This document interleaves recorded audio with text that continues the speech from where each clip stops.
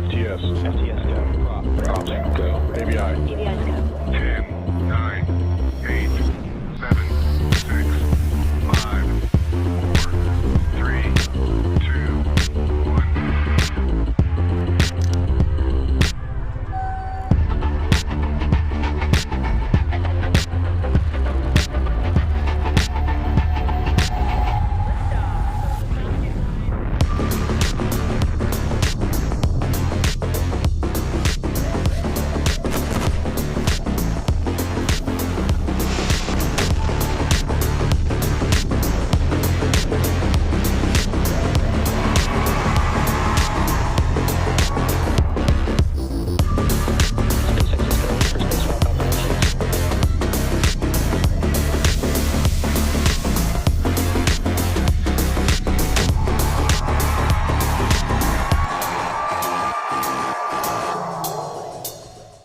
A very early good morning and welcome to the NROL-192 launch webcast. The Falcon 9 rocket on your screen is currently awaiting liftoff from Space Launch Complex 4 East, or SLC 4E, at Vandenberg Space Force Base in California, just about 8 minutes from now. Hello everyone, my name is Zachary Lupin, and I'm an avionics supply chain engineer here at SpaceX. And I'm Annie Tway, a recovery operations engineer here at SpaceX. Today's mission carries a national security payload design built and operated by the National Reconnaissance Office, or NRO. This mission continues the NRO's cutting-edge capability of building and developing the U.S. government's largest satellite constellation in history to deliver critical information that can only be obtained from the vantage point of space. Now, both the range and vehicle are currently green, and we are on track for an on-time liftoff at 5:25 a.m. Pacific Time. However, if needed, a backup opportunity is available on Sunday, April 13th, starting at 5:03 a.m. Now, as a note, we will not be showing any Stage 2 or payload deployment views at the request of our customer. But there's still a lot to cover, so for now, let's meet our Falcon 9 rocket. Falcon 9 is a two-stage rocket developed and manufactured by SpaceX, known for its safe, reliable, and cost-effective access to space. Engine chill has started. Good call out. Engine chill has started.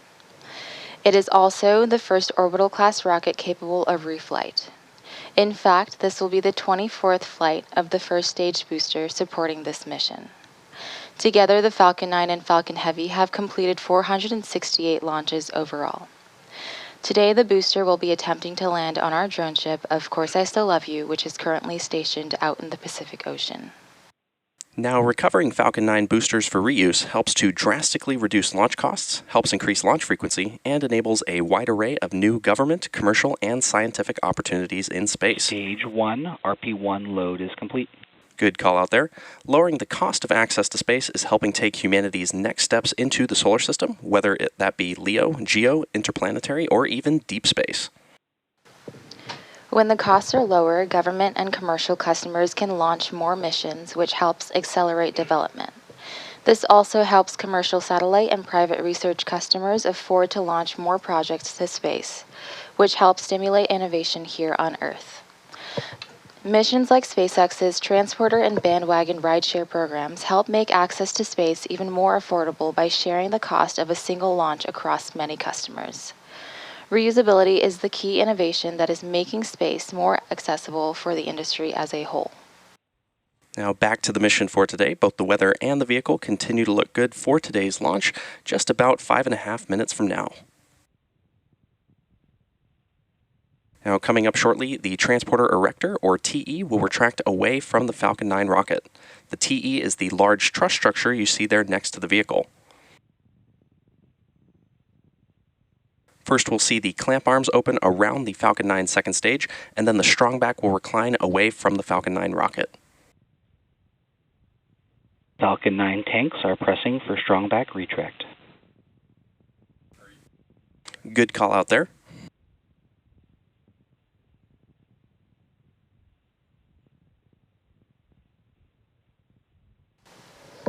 The first stage is connected to a launch mount at the base of the TE, but the TE is hinged and will retract away from the vehicle in preparation for launch. You may hear the TE referred to as the Strong back retract has started. And there you have heard the strong back has retracted, starting to retract.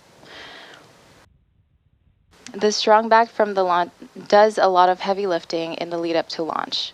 It is designed to transport, raise, and support Falcon 9 in the launch pad. The TE is also equipped with umbilicals or flexible lines that are used to route the vehicle's fluids, power, and telemetry from the ground systems to the rocket and payload until Falcon 9 switches to internal power and clears the pad. Now, at this point in the countdown, both the first and second stages are nearly fully loaded with 1 million pounds of rocket-grade kerosene fuel and liquid oxygen. Both the first and second stages will finish propellant loading about a minute apart from each other, with the first stage finishing up at the T-minus 3 minute mark, and the second stage finishing up at the T-minus 2 minute mark. Now,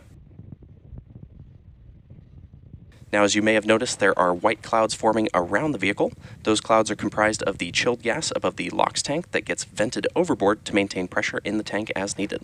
And when that vented oxygen mixes with the warmer California air, it condenses into the clouds that you see there on your screen. Now, at the T-minus 60-second mark, Falcon 9 will be in startup. This means that the rocket's autonomous internal flight computers will have taken over the launch countdown. And just inside of T-minus 2 seconds, we'll light the M1... Stage 1, LOX load is complete. Good call out there. Just inside T-minus 2 seconds, we'll light the M1D engines for liftoff. The payload continues to be healthy, and the Falcon 9 team is tracking no issues on the rocket. And the weather is still looking green, and the range is ready to support our T0 of 5:25 a.m. Pacific time. And with that, we're proceeding into the last minutes of terminal countdown.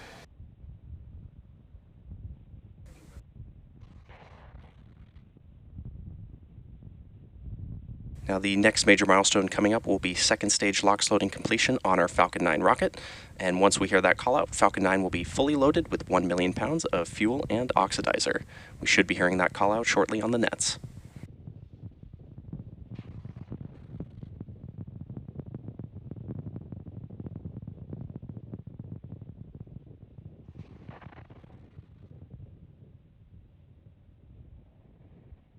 At the T-minus 1 minute mark, we will be hearing a call out that Falcon 9 is in startup, and this will mean that the... Stage 2, LOX load is complete. And there's that call out for stage 2 LOX loading completion. At that T-minus 1 minute mark, we should be hearing a call out for Falcon 9 startup, and this is when the vehicle's autonomous flight computers will have taken over the launch countdown. And at the T-minus 45 second mark, we'll hear the final go, no go. Ground gas closeouts. Another good call out there. At the T-minus 45 second mark, we'll hear the final go, no go from our launch director.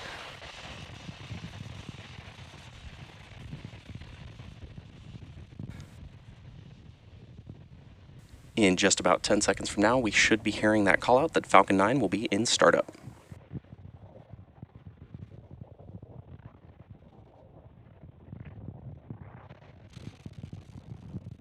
Falcon 9 is in startup. And great call out there. We're just waiting for the launch director to give the final go for today's mission.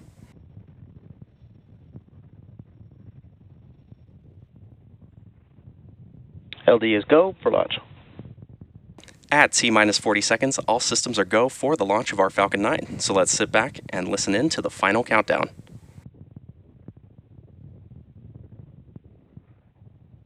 T-minus 30 seconds.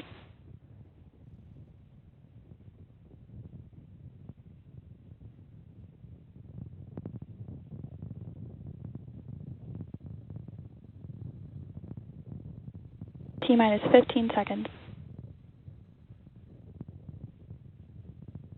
10, 9, 8, 7, 6, 5, 4, 3, 2, 1.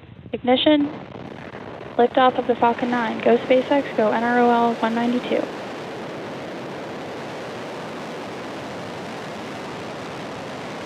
Vehicle is pitching downrange. M1D propulsion is nominal.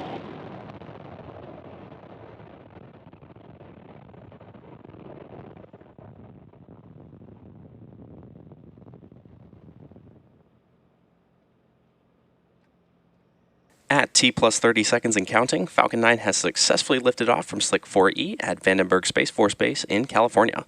Now, in case you're just joining us, this is the NROL-192 mission for the National Reconnaissance Office, and we just had an on-time liftoff today at 5:25 a.m. Pacific Time. Avionics, power and telemetry nominal. Good call out there. Coming up next, the vehicle will be passing through Max Q. Falcon 9 is supersonic. The vehicle will be passing through Max Q, which is the point in the mission profile where the vehicle experiences the greatest amount of aerodynamic pressure as it ascends through the Earth's atmosphere. Max Q. And there's that call out there for Max Q. Coming up next, we'll have several events happening in a quick succession, starting with MECO, followed by stage separation and SES-1. Main engine cutoff, or MECO, is where all 9 M1D engines shut down to slow the vehicle down in preparation for stage separation, which is where the first stage separates from the second stage.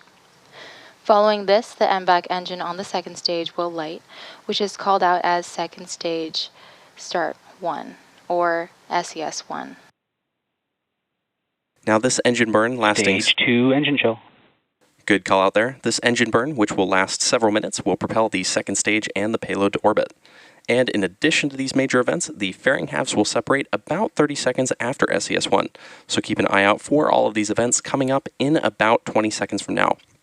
And as a reminder, we will not have any views of the Falcon 9 second stage or the payload at the request of our customer.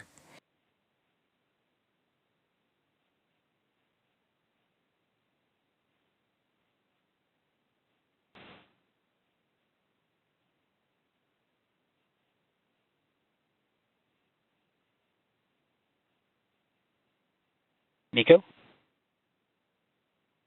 Stage separation confirmed.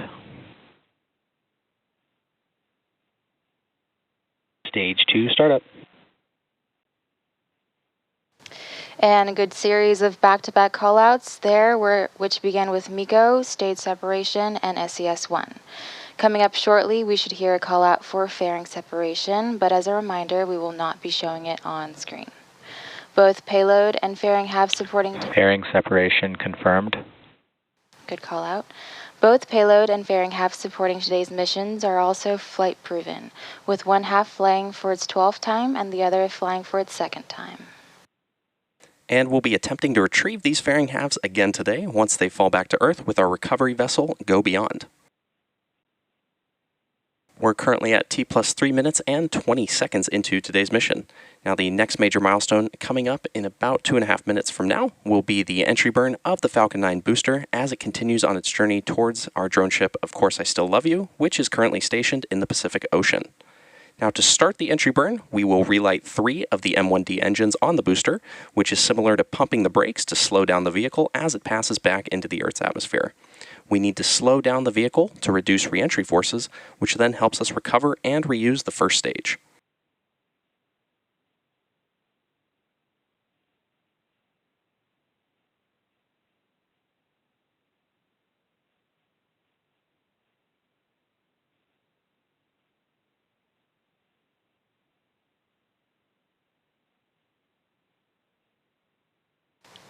During the entry burn, Falcon 9 is decelerating by firing its Merlin engines, but it's still moving really fast.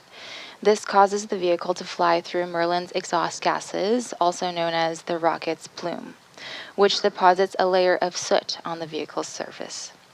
That soot comes from the carbon-based fuel that Falcon 9 uses, which, with each flight, the soot builds up a little more on the outside of the vehicle.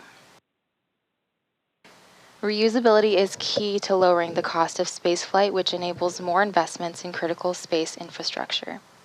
The Falcon 9's first stage that is supporting today's mission is performing this entry burn for the 24th time today.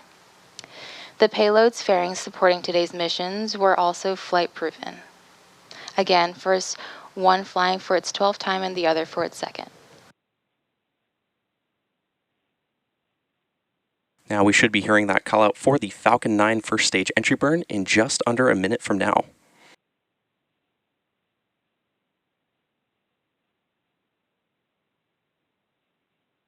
And as a reminder, keep an eye out for the telemetry of the vehicle at the bottom left-hand corner of your screen, showing both the speed and altitude of the rocket.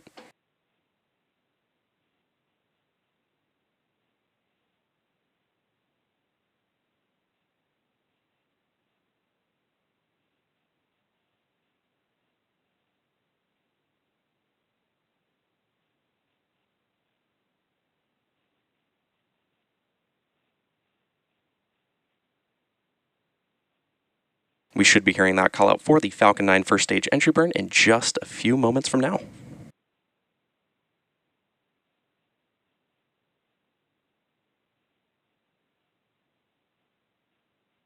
Stage 1 entry burn startup. And great call out there for entry burn startup. This burn is set to last about 20 seconds and again is slowing down the vehicle in preparation for its final burn and landing.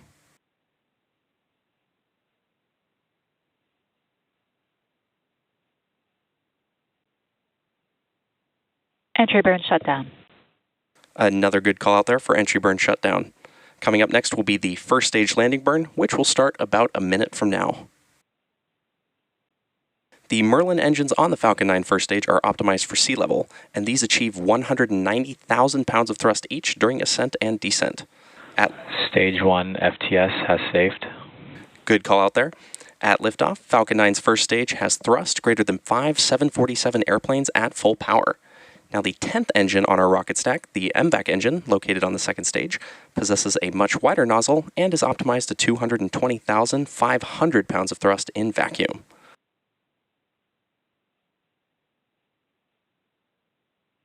Coming up in about 30 seconds, we should hear that call out for the landing burn of the Falcon 9 first stage. This landing burn is the final... Stage 1 transonic. Another good call out there. The landing burn is the... Stage 2 FTS has saved. And another good call out. The landing burn is the final burn of the Falcon 9 booster used to reduce the remaining speed of the vehicle for a gentle and precise landing on our drone ship.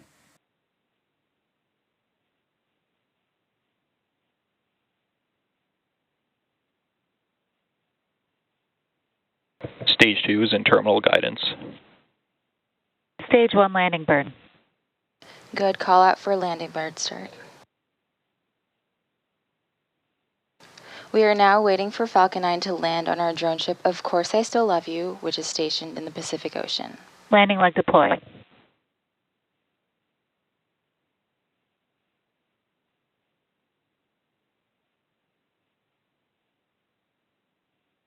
Stage 1 landing confirmed. And there you heard a call out for a successful landing of our Falcon 9 rocket. This was the 24th launch and landing of the first stage. Now, as a reminder, we will not be showing any Stage 2 or deployment views at the request of our customer today. So with that landing of the Falcon 9 booster, we'll be bringing our webcast to a close. We'd like to thank the NRO for entrusting us with today's mission, and we'd also like to thank the Range and FAA for their support. If you're interested in more launch coverage, be sure to check out spacex.com/launches and follow at SpaceX. And follow SpaceX on X for more up-to-date information. Thanks for tuning in, and we'll see you again soon.